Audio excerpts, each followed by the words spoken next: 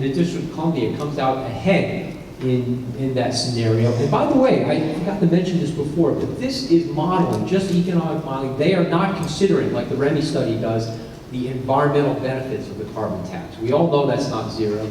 But you see what they're trying to do here is they're trying to set up this argument that even if you don't believe in climate change, a carbon tax can pay for itself. And in fact, in this scenario, it does in Florida and Wyoming. I can't imagine why our politicians aren't more alive to that, but anyway, there it goes. But that's why they do it this way, right? Capital tax, good for Florida, good for Wyoming, not so good for the others. Reducing personal income taxes, this is kind of a tough sell for almost any kind of state.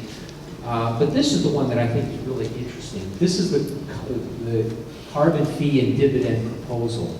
What do you do if you collect a carbon tax and then you give it back into every household in a lump sum proposal? The redder you are, the tougher you're taking it. Florida and Wyoming are taking it in the shorts.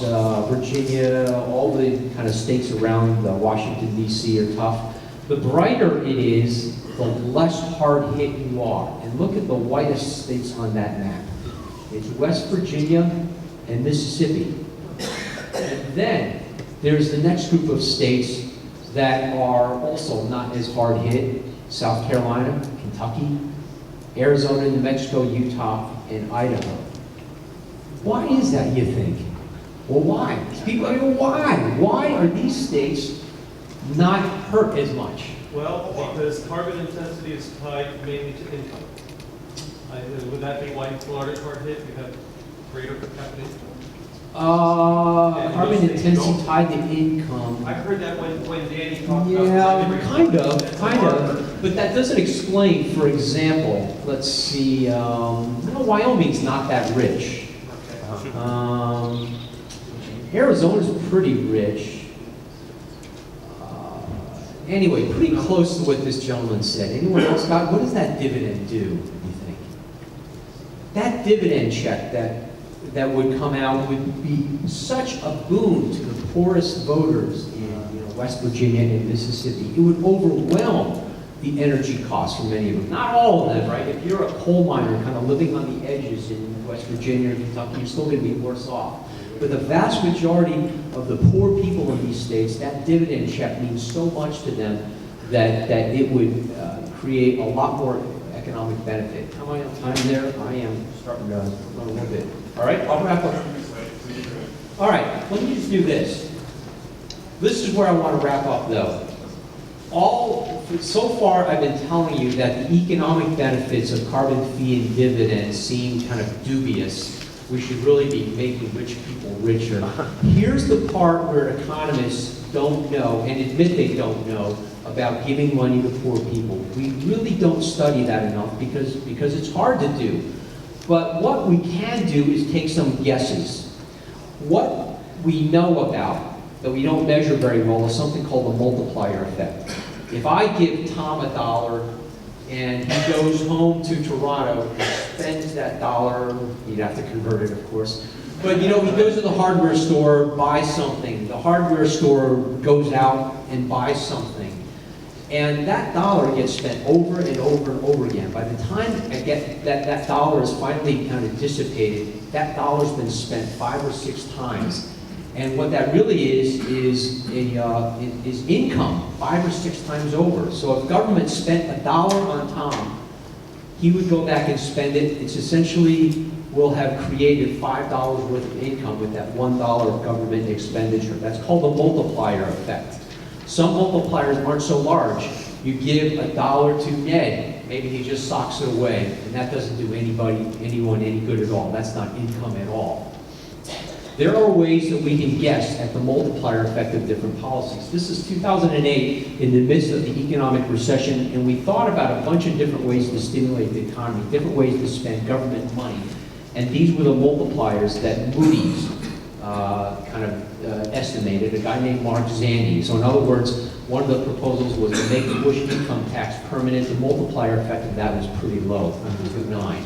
You spend $1, you get 29 cents back. You could have temporarily increased food stamps. That would have been huge. You spend a government dollar, that comes back in the form of $1.73 of it. So what I tried to do was couch all of these different proposals in terms of one of those four things: increase or reducing capital taxes, reducing labor taxes, reducing sales taxes, and carbon fee and dividend. And this is what I found. The ones that have the lowest multiplier effects are the ones that act like a corporate income tax reduction or a capital gains tax reduction. Right? So they might make the economy work well, but the multiplier effect is actually pretty low. You're not getting the best bang for the buck for it.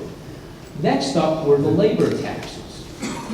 Okay? Temporary across-the-board tax cut, temporary payroll holiday, permanent extension of the return of the minimum tax patch, make Bush income tax permanent. This is the effect of reducing personal income taxes.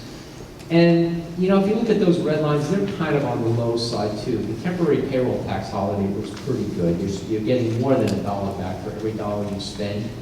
This is carbon fee and dividend, what I think. The refundable lump sum tax rebate or the non-refundable lump sum tax rebate, that's money that's coming back at a better than even payoff. The thing that is actually the best of all is the thing that I can't figure out how to do is to essentially reduce sales taxes in a way. And what I thought was the closest to that was to temporarily increase food stamps or to extend unemployment insurance benefits.